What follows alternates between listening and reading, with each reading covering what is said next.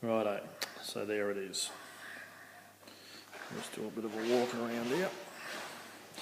This is as I got the car, like I say, and as you can see, it's fairly incomplete. I just picked it up a week before Christmas, and as you can see, the base motor's still in there, which that should have been taken out, but they've left it in there to say that I can see where things go, but really they just ran out of time. And this car, I should have had this car 4 months ago easily, so it's a bit frustrating. So I won't go on about my frustrations because it'll get a bit boring, but the bottom line is, as you can see, that's the roll cage. Things are going a little bit rusty because it's all bare steel, but my painter that does all our good cars says that's not a problem.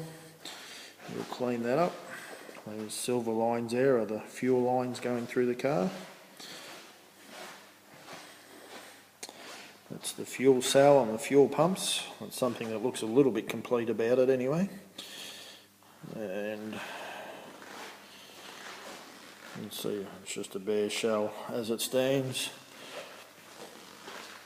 It has a fairly tricky suspension setup, which is a bit hard to show here, but once it's up on the hoist, I'll show you that in another video. And as you can see, they're the style of wheels that we use, an old vintage tyre, exhaust pipes out the side.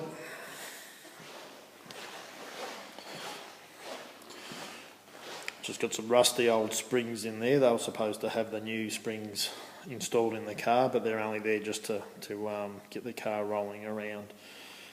They should be just about in stock now.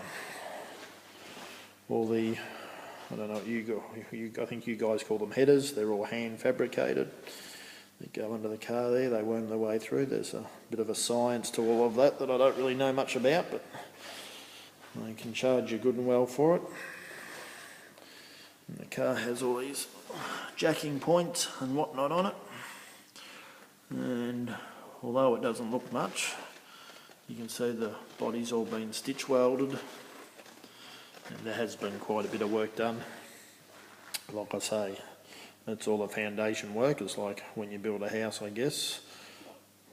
Not much seems to happen, then all of a sudden it comes together. Well, I sort of hope that's going to be the story here.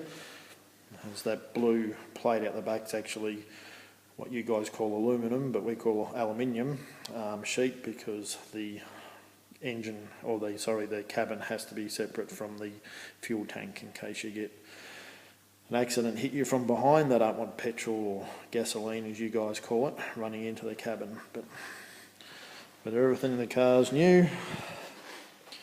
No, the cage extends through there. As you can see, brand new steering column. It's all just light surface rust. It'll just sand off easily and paint up fine. And I'll just walk around this way. So basically, there's we call them mud guards, you guys call them fenders, and the hood, as you call it, and all the other bits and pieces. Basically, I have a complete car there and going around the corner. So the trick is for me to get all these pieces in the boxes sitting on the car over there. So that's about it. Pretty short and sweet. And like I say, in another 6 weeks, whether we've done a lot or a little bit, I'll shoot another video, and hopefully we'll start getting somewhere. Catch you next time.